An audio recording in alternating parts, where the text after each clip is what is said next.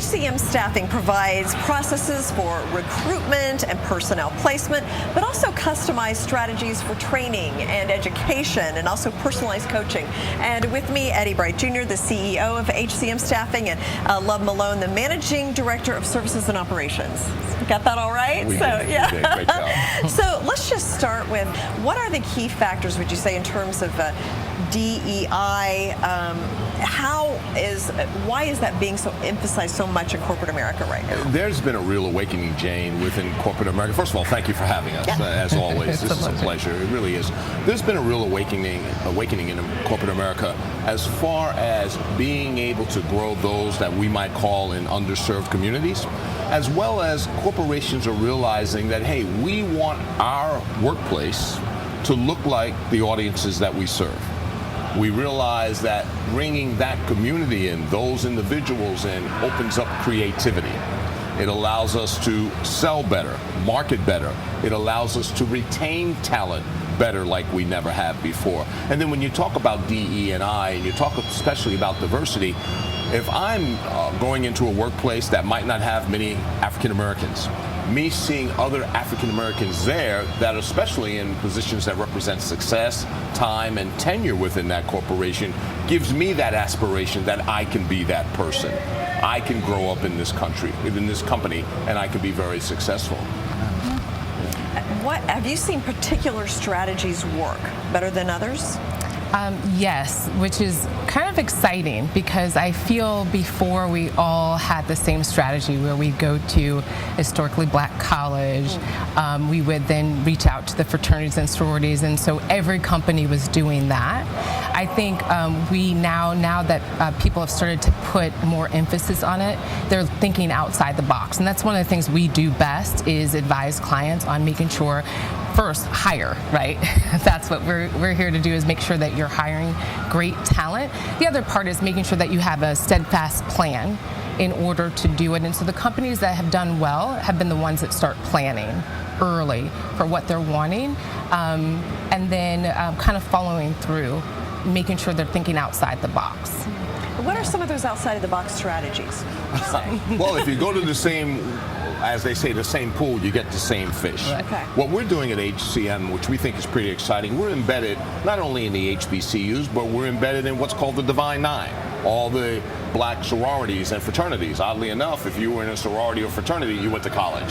So we're doing that. We're upskilling. We're coming in and we're saying, hey, we know that a lot of times you want to go and hire people. Let us come in and raise up the talent that you have. Sometimes people are very good technically, but they may not have the management skills. They may not have the emotional intelligence. We provide those types of workshops, boot camps sometimes, training, business relationship management that allows you to have your own people grow. And what's a greater success story than someone that started here and looks up 3 to 5 years later and they're in a management position? They've actually had some what we call positive attrition within the workplace. Are there particular industries that you're finding more success in than others, and why would that be? Well, I think there's several. Obviously retail, because we're so consumer-centric. So you want your workplace to look like the people you want to sell your stuff to, as they say. I think industries that are really making the push are financial. They understand. One industry that I'm really excited about is the pharmaceutical industry, because what they're doing, which is different, they're looking at underserved communities and they're saying, hey, listen, your checkups and your health plan has to be more than the emergency room, which is a prevalent problem within some of the underserved communities. So they're really making a push. They're really investing and willing to invest a lot of money to make inclusion part of their workplace. It's hard to find talent, but what they're also doing is saying, hey, we understand we're pharmaceuticals and life sciences, but some of these same skills are applicable in retail, in banking, in marketing, and we can bring people in from those areas and grow them up within the pharmaceutical space. And what kind of value proposition would you say that HCM adds? So one, I think because we have been in this space prior to Black Lives Matter and any of the incidents, this is something we've been doing for years. It's not something we just started doing because it was popular. So it was something that was in the fabric. As well as the people. I feel like when I go into work, there's a great number of people that really care, and we're invested in the talent. So when companies come to us, they actually can see talent that we've invested years in. We know who we are sending over to you. And the best thing is also just, again, making sure that we are fostering the talent. So one of the things we provide with executive placement is executive coaching. So we're making sure that people are trained, but also that we know who we're sending to you and actually invest in them long term. Yeah, good point. Yeah. And I think that's important because sometimes work is more than just like showing up and being on time. There's like a lot of other things involved in it, and you really take care of some of those other skills too. Jane, right now it's hungry to hire. Although there may be some financial strains coming, I'll stay away from the word recession. I'll say there may be some financial strains. The fight for talent, especially in our professional services area, IT, accounting, finance, HR, procurement, which are the 5 areas that we service, we think better than anyone else. There's going to be a fight for talent. And then when we add the need for diversity, inclusion, we use the word equity, and another word we like is parity. We want to see women paid as well as men. We want to see those that may represent diverse communities paid as well. And that means we want to put them in positions that influence how companies think.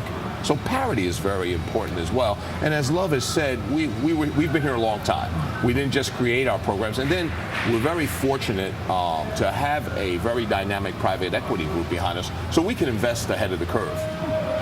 So we've got that ability to scale, customize, and sustain the programs that we do with our client partners. So we don't just come in looking for a quick fix. We like to work with partners to say, hey, we want this to be part of who we are.